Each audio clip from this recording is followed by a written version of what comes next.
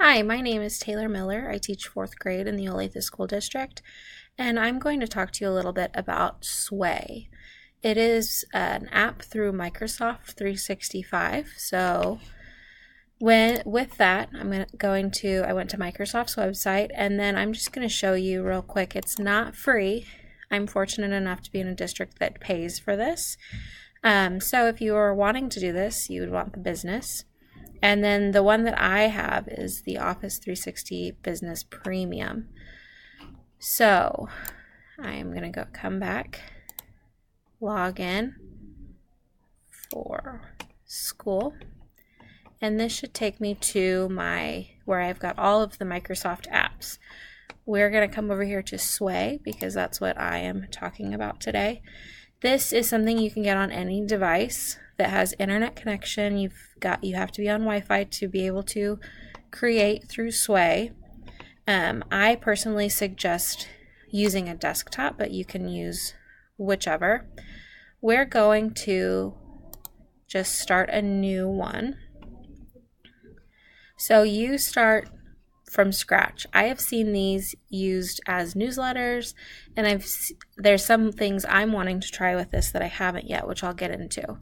So you can just name it classroom, whatever you want to do. You can change the background, and then you can come in here and add headings, different types of media, images. A stack is like if you want to add in flashcards. And you can come over here, search from Bing, YouTube, or Wikipedia to add in. For the sake of this time, I am going to come over here and show you one that I already have created. It's just a brief one so that I can introduce it to my students. So you can see where I've got my title.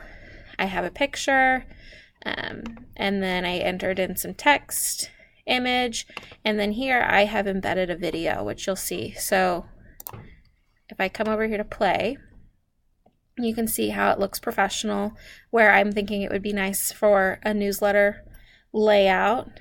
And then you can see also where if I click on this link, it brings up a YouTube video. So I am thinking if this is a newsletter, you're going to be a lower level of blooms. However, something I want to try with my students is having them demonstrate their knowledge of a unit as a culminating activity through Sway. So if you're doing that, because they're able to do things, add things in here that normally they cannot do with paper and pencil, I would put this at the creation level for blooms because they've got to apply all of their knowledge to be able to complete this task. And as far as the CMR model, I would say modification, because again, we're not making a huge difference. Some of this stuff you can do with paper and pencil, but some of it you cannot.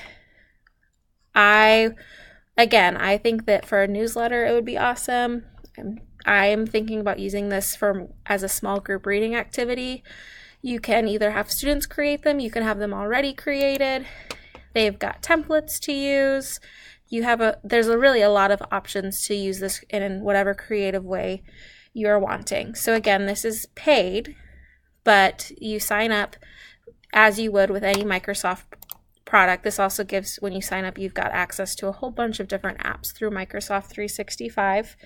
You can use it on any device, and it's just a fun, creative way to engage your students in a new and exciting way. Thank you for listening.